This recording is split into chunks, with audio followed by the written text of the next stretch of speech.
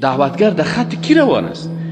دعوتگر در خط روان است که در اول ازی رسول الله صلی الله علیه و سلم حرکت داد. تو در خط پیغمبر روان است.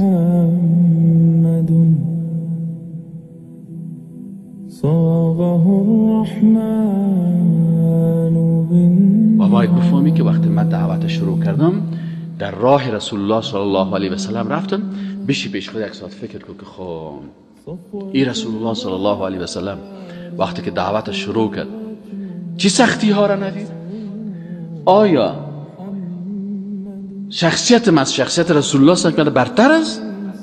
سر من از سر رسول الله صلی الله علیه و سلم برتر است؟ در سر از او کت سنگ خورد، خونش جاری شد،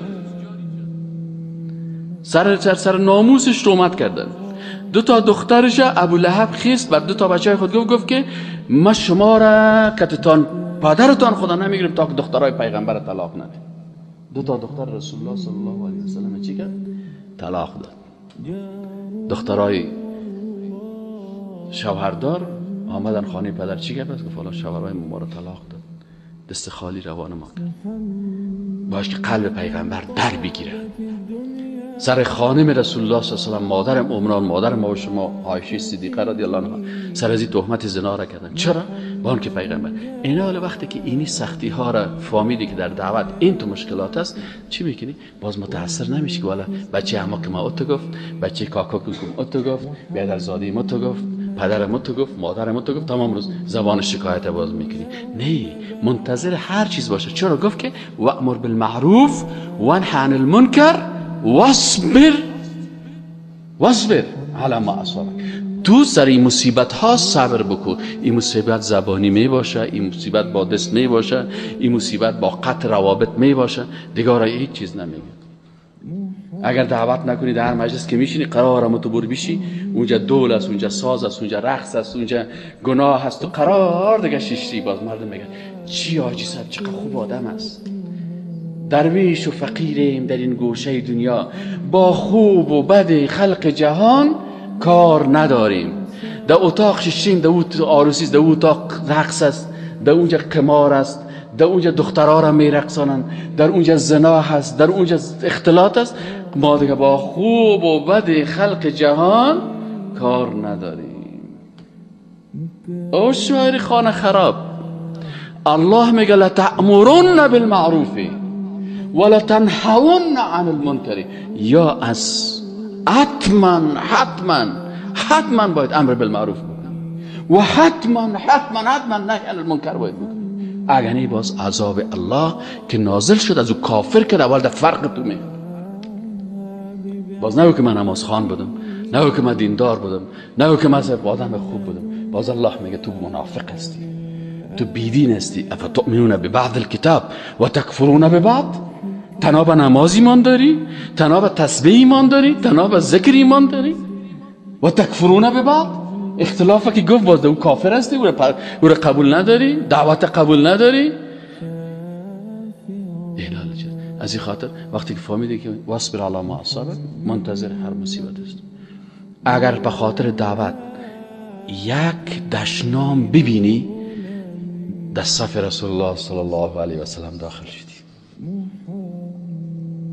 در جمله اصحاب رسول الله صلی الله علیه و سلم داخل شدی.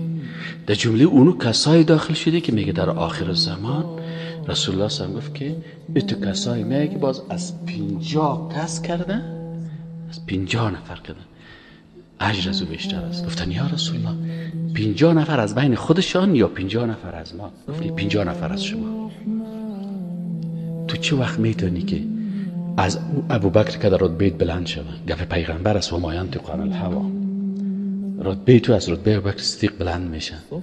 ابوبکر، عمر، عثمان، 50 نفر از مهاجرین انصار یک جای کو رسول الله صلی الله علیه و تو بشارت میده که رتبه تو از رتبه از اونا کده بلندتر است، صرف به خاطر یک کلمه که تو به خاطر دین، یک دین حرف زشته، به خاطر که دین الله را بر مردم گفتی یا دین الله را تو تبلیغ کردی، رساندی یا نهی از منکر کردی. این علی رتبه بزرگه. انسان به سادگی حاصل میکنه. باید سختی ها را ببینی، باید مشکلات را ببینی، باید بعضی از کسایی که ضد دین هستن که تو قطع رابطه بکنن، بعضی کسایی که متعصب هستن سر تو نامای غلط بانه. آیا تو از پیغمبر کده ما و تو از او کده رتبه ما؟ چطور میتونه ما مقام ابوبکر صدیق و عمر فاروق و عثمان و علی را، مقام کل از اونها را پیدا بکنیم و مثل یک صحابی رسول الله صلی الله علیه و سلم شویم، در حالی که ما هیچ چیزی برای دین نکردیم. وقتی قومت به خاطر توحید تو از تو دوری کرد، تو باز اونمو شخص درستی هستی که از امت رسول الله صلی الله علیه و سلم هستی. چرا قومش به خاطر دین پیغمبره امراش قطع رابطه کردن، از خانه کشیدنشه. اگر تو را به خاطر دین کسی یک سنگ زد، باز وقت بگو درست است. اگر کسی تو را به خاطر دین دشنام داد، باز اونجا هست که اون حدیث در شأن تو قبول بشه. اولا اینی صحابی است. اگر نه که هیچ چیز برات مصیبت نرسید، هیچ تکلیف نرسید و هر جای برات مردم دست به سر سینه استاد بود و هیچ مصیبت به خاطر دین برات نرسید، کمونیست هم در بغل گرفته، متعصب هم در بغل گرفته، هیچ نام هم سرت گذاشته نشد، بلکه کلگی رتبه‌های بلند برات داد، باز بفهم که تو منافقت میکنی. حتما منافقت کردی. کمونیست چرا دوست داره؟ به خاطر که کمونیست با اسلوب کمونیست پیش رفتی. که سیکولر بیدین با اسلوب سیکولر پیش رفتی. امریکایی بدش نمی به خاطر از اینکه امریکایی با اسلوب امریکایی زندگی کردی. یهود بدش نمی به خاطر از اینکه در غیر از اگر تو مثل رسول الله صلی الله علیه و سلم و برشان گفتی که ادعو الی الله علی بصیره، ما با بصیرت به طرف دین الله دعوت میکنم، ما با قرآن و سنت دعوت میکنم، باز سر رسول الله صلی الله علیه و سلم چندین نام ماندن. تا دیروز امین بود، حالا چی شد؟ حالا دروغگو شد، حالا جادوگر شد. لقبایی را بر تو دادن. وقتی که دین حق بگویی سرت ایگب ها را میزنه. پس چرا متاثر نمیشی؟ چرا متاثر نمیشی؟ چرا خوشحال میباشی؟ به خاطر از میگی که الله رسول الله صلی الله علیه و سلم گفته که در آخر زمان از امت ما کسایی میبراین که اجر هر کدام از او از 50 صحابی اصحاب رسول الله صلی الله علیه و سلم کرده. اگر یکش میگفت باید با تو افتخار میکردیم اجر یک صحابی. 50 صحابی ایده مقابل چی داده میشه؟ به صورت که به خاطر دین سختی رو ببینی، به خاطر دین بندی شوی، به خاطر توحید حتی کشته شوی، حتی خونت ریخته شد، سنگ بخوری که خونایت هست از تهدید شوی به اندازه که شب تا به صبح خوابت نبره، احساس راحت نکنی در نعمت ها کل دنیا به طرفت بیایه، لکن تو به هیچ نعمت دنیا متأثر میشه. باز اونجا رسول الله صلی الله علیه و سلم میگه که حالا باز پر تو اجر 50 سال داده میشه. چرا که تو در حالت فتنه خطرناک هستی که بهترین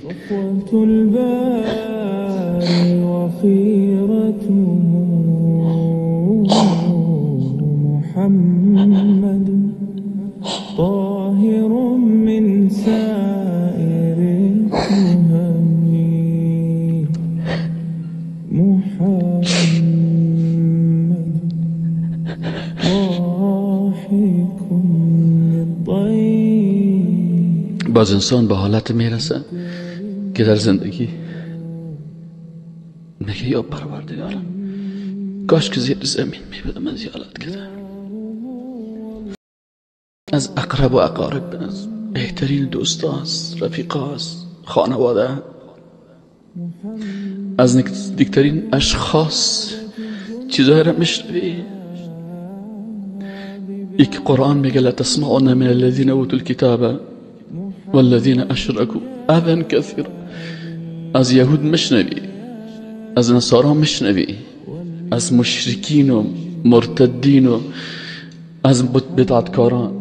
الله خو میگه و من الذین اشرکوا اذى کثیرا، بسیار اذیت میبینی، از اون هر چیز میشنوی اون خود تحمل میکنی، حتی از نزدیکتران، از دوستترین دوستایت، صرف به خاطر چرا سر رسول الله صلی الله علیه و سلم شکمبه شتر گنده شده گیره در سر شانش میپرتن منداختن، صرف به خاطر از که میگه لا اله الا الله.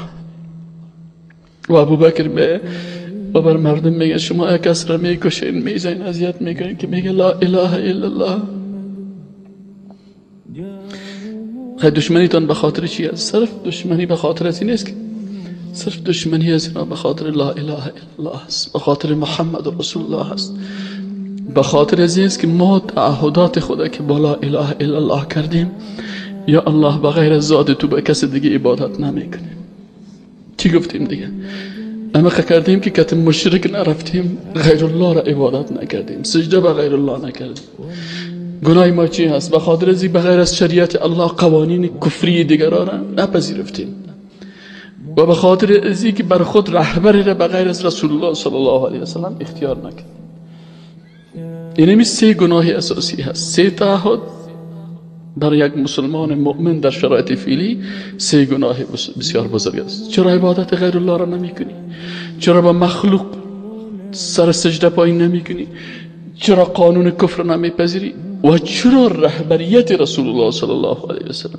آل وقتی که الله بر ما تعیین کرده رهبر ما، ولکم فی رسول الله اسوه حسنه، ما با چی رهبر و با کس دیگه نیاز نداریم که بریم بگیم ما رهبر ما فلان است. این حال دشمنان اسلام هدفشان چی است؟ از بین بردن نسل دعوتی اسلامی. اینمی جوانای دعوت کرد، اینمی علمای حقانی، اینمی داعیان حقیقی دین یا باید از ساحه برداشته شوند. جاگزین از یا که شوند کسایی شوند که به خاطر دنیا دین خدا بفرستند. محمد جاء بالآیات والحکم